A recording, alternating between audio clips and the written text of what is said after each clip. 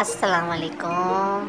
تیرے بعد کون روکے گا ہمیں، ہم خود کو جی بھر کے برباد کریں گے۔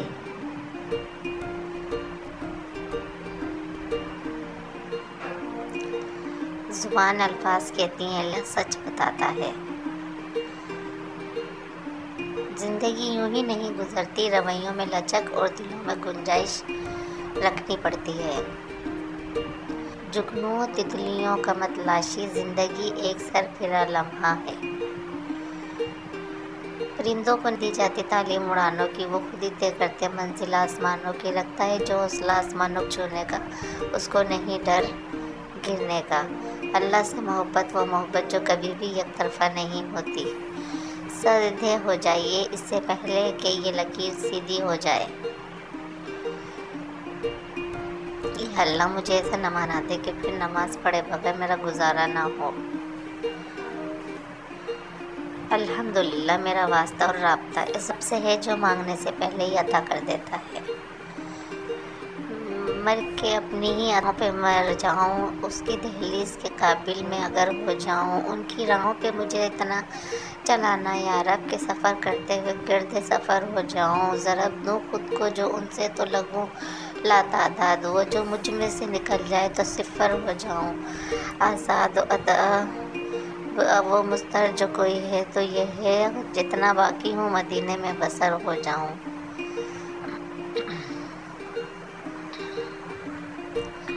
اے میرے رب، مجھے ہر اس چیز اور اس شخص سے دور رکھ جو مستقبل میں میرے لیے دکھ اور پریشانی کی وجہ بنے۔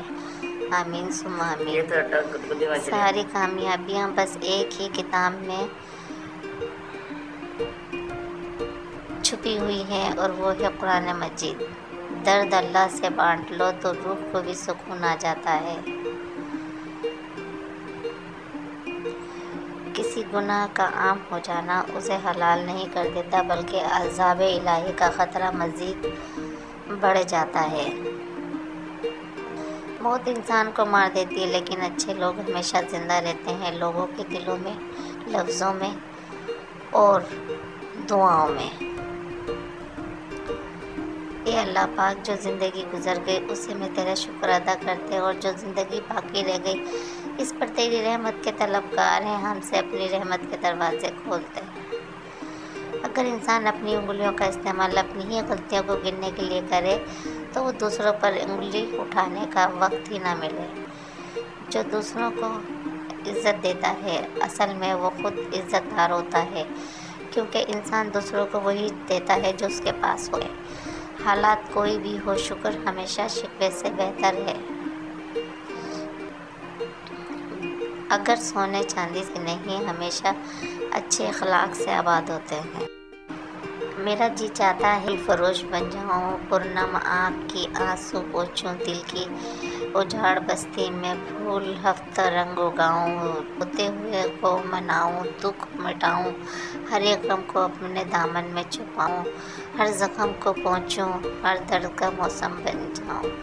رسول اللہ صلی اللہ علیہ وسلم نے ارشاد فرمایا، سب سے پہلے جو چیز انسان کے ترازو اعمال میں رکھی جائے گی وہ انسان کا وہ خرچ ہوگا جو اس نے گھر والوں پر کیا ہوگا۔ حضرت علی، جب تمہیں خوشیاں ملنے لگیں تو چیزوں کو کبھی نہ بھولنا، کو اس کی مخلوق کو اور اپنی اوقات کو۔ صلی اللہ علیہ وسلم نے ارشاد فرمایا، لا حول ولا قوت الا باللہ، کثرت سے پڑھا کرو کیونکہ وہ عرش کے خزانوں میں سے ایک خزانہ ہے۔